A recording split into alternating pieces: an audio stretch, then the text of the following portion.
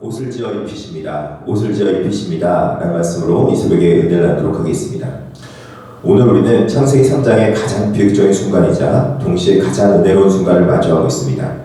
하나님의 주도로 시작된 창세기 2장의 아름다운 동행은 하나님과 사람과의 관계를 위해서 하나님께서 에덴 동산의 모든 것을 다 허락하시되 오직 한 가지 선악을 알게 하는 나무는 먹지 말라고 말씀하셨던 그 언약, 행의 언약을 아담이 깨지만 한다면 그들이 영원히 그 기쁨과 또 행복을 누리며 살아갈 수 있었지만 아담이 뱀의 유혹으로 인해서 그 행의 언약을 깨뜨림으로 이제 에덴 동산에 쫓겨나서 죽음을 맞이할 수밖에 없는 상황에 다가가게 된 것입니다.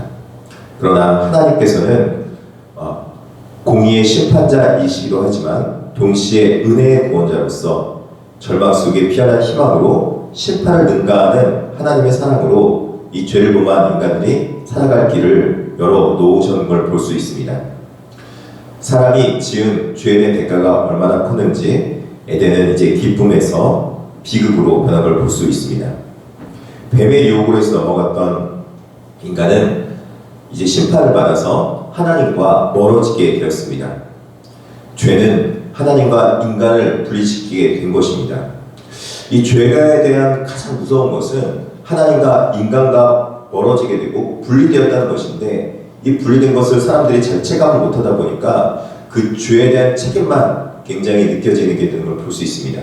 여러분, 죄에 대한 책임이 어떻게 사람에게 다가왔습니까? 3장 17절에 보면은 아담에게 이르시되 내가 내 아내 말을 듣고 내가 내게 먹지 말라 한 나무의 열매를 먹었은즉 땅은 너로 말미암아 저주를 받고 내 평생에 수고하여 그 수산을 먹으리라 이렇게 말합니다. 하나님은 각각 상응하는 벌을 내셔서 이제 뱀은 저주를 받아 배로 다니게 되었고 여자는 출산의 고통과 남편에게 종속되는 그런 일을 겪게 되었고 남자는 이제 땅에서 가시덤불과 엉겅퀴 하는 땅에서 땀을 흘려야 그 수고한 소산을 먹을 수 있게 되는 그런 어려움을 겪게 된 것입니다.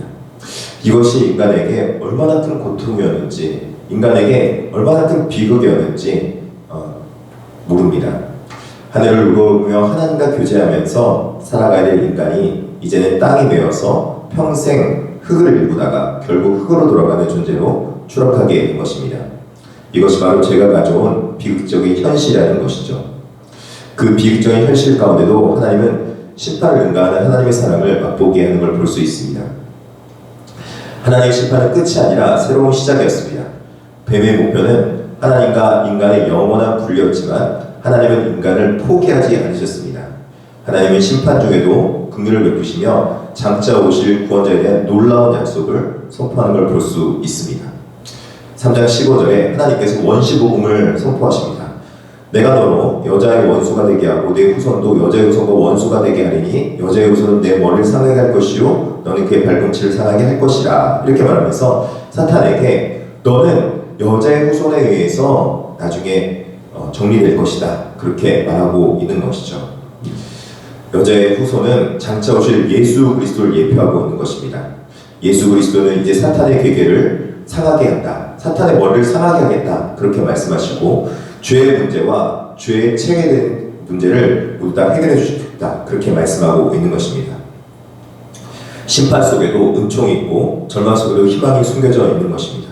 이뿐만이 아닙니다. 사람에게도 그 여자의 후손이 오기까지의 기다리는 과정 가운데 사랑으로 덮어주는 걸 볼 수 있습니다.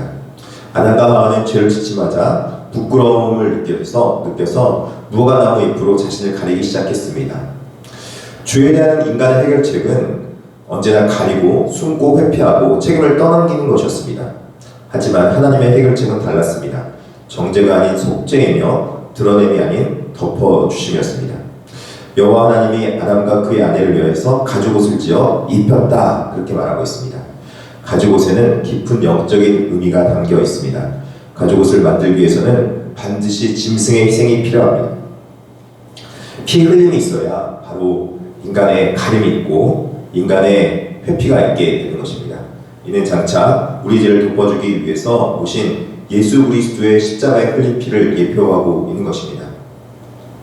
동물의 피는 잠깐 가리지만 예수 그리스도의 피는 영원히 우리의 죄를 가리시며 또 덮어주시며 우리를 대신하여서 속죄하신 분의 희생이라는 것입니다. 하나님이 친히 옷을 지어 입으셨다는 것은 관계를 끝내지 아니하시고 관계를 스스로 회복하시겠다는 약속입니다. 그러나 그 약속은 하나님께서 그럼에도 불구하고 인간이 그 죄악된 모습으로 영원히 살지 않도록 생명나무의 길을 지키는 것을 보여준 걸 볼 수 있습니다. 3장 24절에 보니까 이같이 하나님이 그 사람을 쫓아내시고 에덴 동산 동쪽에 그룹들과 두루 도는 불칼을 부어 생명나무의 길을 지키게 하시니라, 이렇게 말하고 있습니다. 결국 아담과 하와는 에덴 동산에 쫓겨나지만 하나님께서는 이걸 통해서 죄인된 상태로 생명나무의 열매를 먹고 영원히 죄 가운데 사는 비극을 막아주신 것입니다. 죄의 문제가 해결될 때까지 하나님께서 지켜주신 것이죠. 즉 구원의 때가 이르면 다시 그 길을 여시겠다는 열린 희망의 문을 열어주신 것입니다.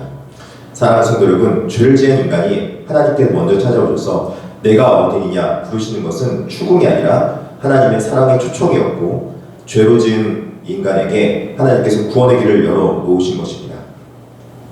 인간이 죄에 대한 책임을 질 수 없었지만 하나님께서는 그 죄에 대한 책임을 지시려고 하셨고, 죄에 대한 책임을 회피할 수 있도록, 죄에 대한 책임을 벗어날 수 있도록 하나님께서는 길을 열어주신 것입니다. 하나님께서 지어주신 의의 열매, 그리고 의에 오신 예수 그리스도의 옷을 덧입을 때 우리는 그 심판을 벗어나 구원으로 들어갈 수 있고 우리의 수치를 덮게 될 수 있는 것입니다. 오늘 하루도 나를 위해 친히 옷을 지어주신 하나님의 사랑을 기억하면서 하나님의 세밀한 사랑 안에 거하는 저와 여러분들 진심으로 축복합니다. 기도하겠습니다.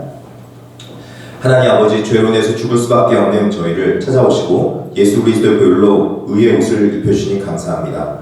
우리의 부끄러움을 덮어주시는 그 하나님의 사랑을 의지하여 날마다 주님과 동행하게 하여 주시옵소서.